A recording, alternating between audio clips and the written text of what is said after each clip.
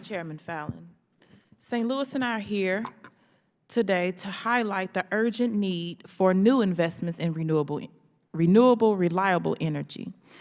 Instead, Republicans are wasting our time on the preposterous and offensive oil industry wish list that House Republicans are bringing to the floor for a vote this week as the Polluters Over People Act. At our last energy hearing, we considered the global nature of inflation and the price hike caused by the pandemic, Russia's violent invasion of Ukraine, and supply chain shortages. We also discussed how the United States has been harmed by a precarious reliance on unsafe and unstable energy sources such as coal, oil, and gas. For me and many of my colleagues, it is clearer than ever that our best path to energy security is to rapidly diminish our reliance on fossil fuels. Until we do, Black, brown, and indigenous communities will continue to bear the heaviest burden of this energy crisis and our reliance on fossil fuels. At the same time, to achieve energy security and independence, we need far more public investments in energy efficiency and renewable energy. Energy security means regular, everyday people can keep their lights on at night, and kids, especially Black and brown kids, can play outside without getting asthma. It does not mean securing the profit margins of coal barons.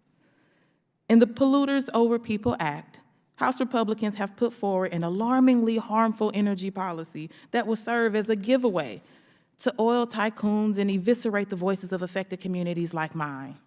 This bill is so extremist and unscientific that it could only have been written by the industry that would profit the most, big oil.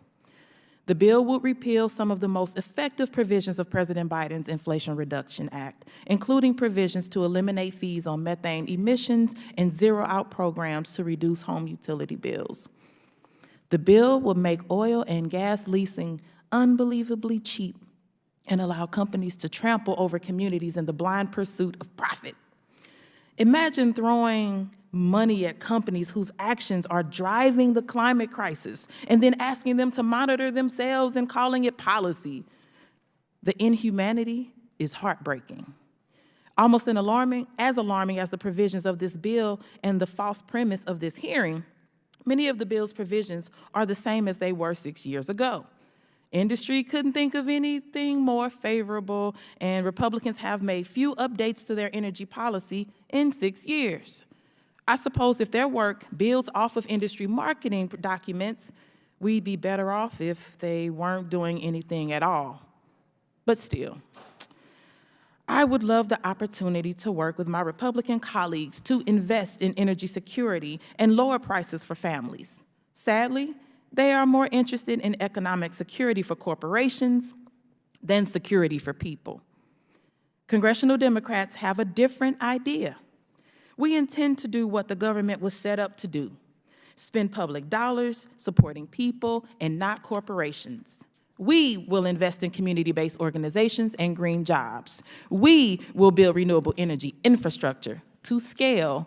We will fight and we will win a Green New Deal for everyone.